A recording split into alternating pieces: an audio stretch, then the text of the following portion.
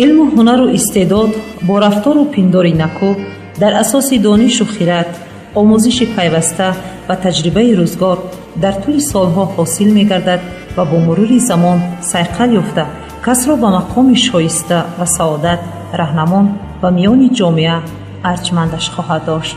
تلاش و کوشش با عمل خیر و نکو، مهنت با شعورانه، آبادکاری، خدمت به مردم و به وطن بهترین ارزش زندگانی است. چنین افراد در جمعیت مقام خاصه را دارایند و در همه جا عزیزند و کامگار. بختیار شایف از زمره چنین افراد است. صاحب کسب، خودشناس و نکونام. خرد و علمش با عمل یک است. او را هنر و علم از جستجوی آموزش است و دانش و علم با خصلت‌های حمیده‌اش قرین و پیوند بوده. عمل خوبش و خرد ازلیش مربوط است. اخلاق نکو، گفتار و پندارش ظهورات خرد والای اوست. پدرم را نگاه بین میکردم. بعد دکترها گفتن که دیگه ما قوتی این را توبه کردن داریم. بعد شرایط خودم هم نبود. بعد آوردیم خانه توبت میکردن شد. دیگه دکترها هم بس کردن اومدن. یک روز پدرم خیلی گفت بچه‌م خیلی مساج شد. خیلی گفتم نمیتونم. اینکه که پدرم رو مساج کردن در اومدم محض کشیدم. همون در استومور خطاگی‌ها رو شناختم. خودم حس نمیکردم. وقتی که با یادم نبود که در سن 15 سالگی همین کارو با من بسیار شناس حس نمیکردم. بعد همون استومور خطاگی رو یافتن سر کردم. پدرم رو استاد محض کشیده دم استومور جا به جا موندم. پدرم با پوخ است. بختیار شایف چون طبیبی حاذق و متخصص درد ستون مهره میانی مردم معروف و شهرتیار گشته است. تجربه میانداخت. عاقبت صاحب نام و محبوب گردید. Я любитель ходить в баню. И иногда в процессе посещения бани я хожу на массаж. И вот в один из таких моментов мой массажист обратил мое внимание на то, что у меня искривлен позвоночник в области поясницы. Меня это очень удивило, так как ранее я даже не предполагал.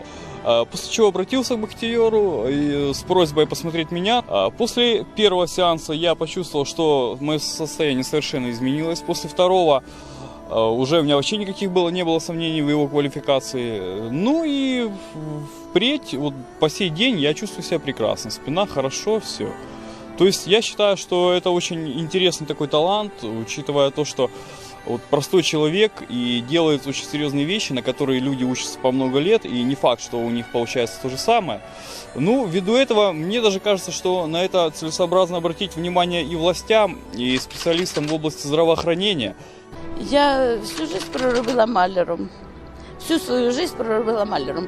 Робота дуже важка в мене, і понятно, що в мене боліло все, і боліли і сустави, болять і позвоночник. І один раз я вже так було дійшло, що я не могла нормально кушати. От чоловік прийшов мені додому, він не питав у мене нічого. Він 2 дні він мені зробив масаж такий, що він мене всю розімняв. А потім 10 днів він мені так робив позвоночник, мені було і больно, і все. Ну після тих 10 днів я держу ось голову рівно, я їм рівно. Це вже пройшло 2 роки, як Баха зробив мені оцей масаж. Я с детства занималась спортом, прыжки в воду. То есть, когда я сдавала на кандидата в мастера, то есть я не докрутила сальто назад и упала спиной. У меня выбито было 3 диска. Говорю, Баха, болит спина. Говорю, сейчас сделаем. То есть 1,5 года я вообще не знаю, что такое больная спина. بالاخیر مهر یار و دیار و وطن محبوب بالا گرفت و دوشنبه برگشت. طی 1 سال در مرکز جمهوریوی علمی و تعلیم طبی خلقی فعالیت کرده همزمان کورس تخصصی 6 ماهه را ختم کرد. بیرون از خاک کشورمون متخصصای تاجیکی خودمون در آنجا کار کرده استودم، خیلی زیاد تحصیل کرده استودم. یکی از آنها شاخص بختیار می باشد که مدت 1 سال است که در مرکز جمهوری طب خلقی کار و اول تحصیل کرد و کار خود را دوام داد. خیلی خود را همچون متخصص به ما خودش را نشان داد که در حقیقت متخصصی ستون مهره می باشد. барии корашро медонад.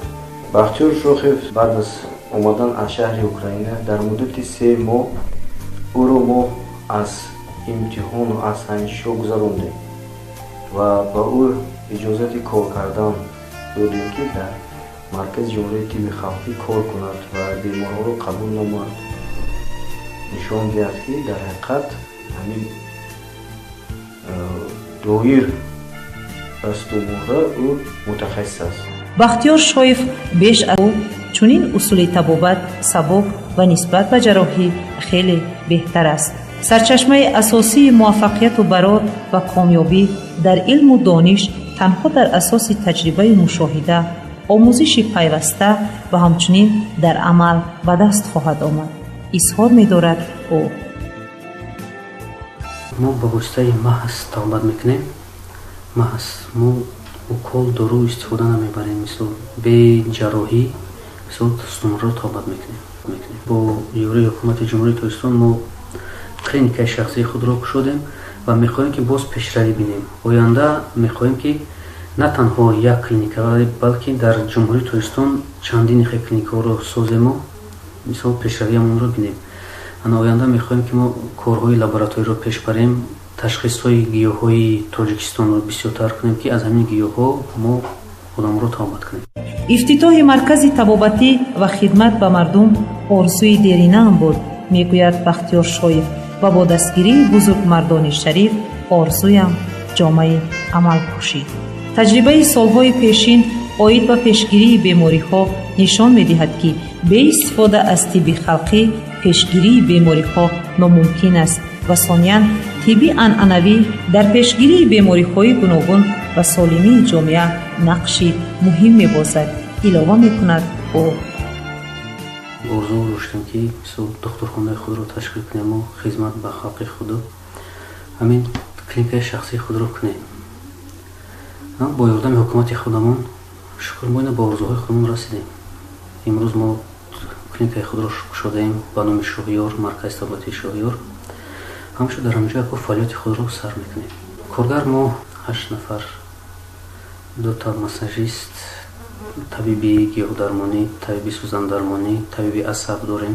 бахтиёр шоев билохир ба орзуяш расид. дар як муддати кӯтоҳ маркази табобатии Шоҳиёрро таъсис дод.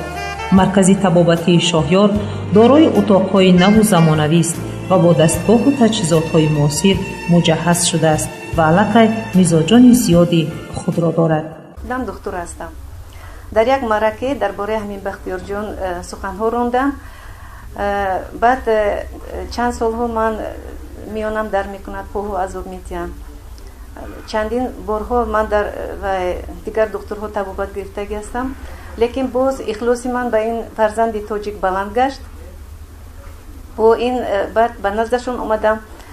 бахтиёр бо вохӯрӣ бахтиёр уже дарди ман сабук шуд, барои ин ки бахтиёр як бачаи ситорагарми, як самими, ҷиддӣ, муносибати он кас ба ман бисёр маъқул шуд. аллакай ман боварӣ ҳосил кардам, ки ин бача манба бояд ёрдам диҳад.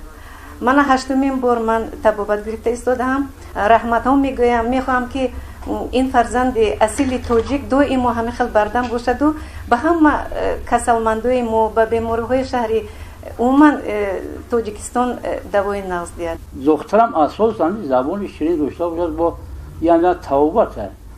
баъд ман ихлос кардам, меодам да истодам 10 рӯз. ҳамеодам ченка харид, бисёр дард мекард пом, шохо уна мебуд. ҳозир шукронаи худо ман хеле хуб шидам. ман ҳамин миёнам дард мекард, 6-7 солшагӣ дард менам. чанд бор на хай табобат кардем, шифо наёфтем. ина 10 рӯз шуд ки табобат гирифта истодам, соз шидам. бемории дарди сутунмоҳра ва асаб яке аз масоили ҳалталаби тибби муосир аст. ин дарди айни ҳол маъмулро ҷомеа дар давраи ташаккул, рушд ва пешравии худ тавлид кардааст. дар асоси тадқиқотҳои илмӣ ва таҷрибаи рӯзгор муайян гардидааст, ки ба пайдоиши дарди сутунмоҳра камарумиён омилҳои гуногун аз ҷумла ивазшавии кори ҷисмонӣ ва фикрӣ, бекорӣ, хоби аз меъёр зиёд, камҳаракатӣ ва истеъмоли ғизои носолим боис мешаванд. агар дар гардани одам грижа пайдо шавад, ҳатман сар дард бисёр мешавад, дастҳо месӯзанд. агар дар миён шавад, яъне кундаи стумра, ҳатман почаҳо да метиҳад, сӯзишу дард метиҳад. агар дар мобайн шавад, қабарғоҳою органҳои даруниро зарар мерасонад, яъне ҷигару дилу рудору зарар мерасонад. ҳар як узви одам ки дар одам узв аст, аз стумура вобастагӣ дорад.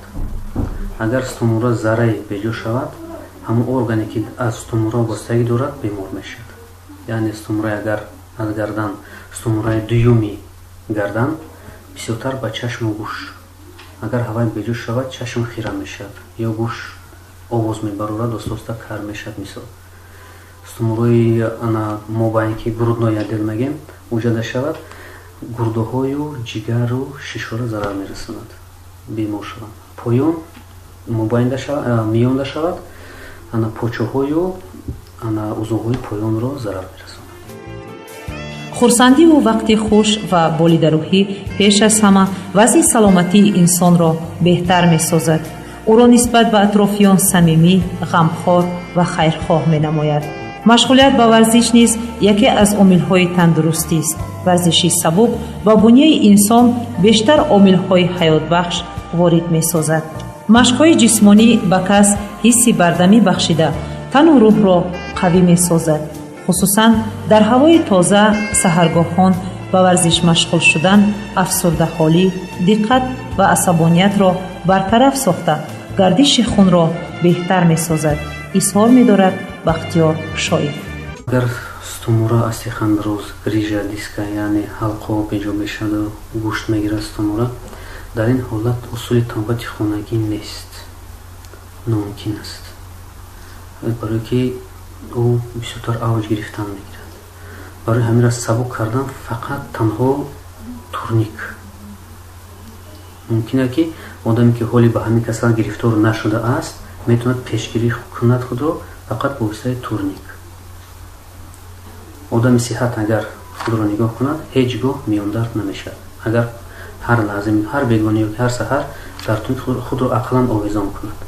тандурустию бардамӣ на танҳо саломатии ҷисмонист, балки аз тану рӯҳи солим, муносибати дурусту самимона ба ҳаёт ва ба атроф низ вобастагӣ дорад. агар тану рӯҳ солим аст, ҷомеа низ солим хоҳад буд. ва дар ин ҷода саҳми табибони ҳозиқ кам нест. ҳар ки дар бунёду рушди ободии диёр ва саодати мардум талош дорад, соҳибмақому накуном аст. заҳмату ранҷ агар аз сидқи дил аст, самари хуб ба бор хоҳад овард ва подоши меҳнати бошуурона пирӯзиҳост.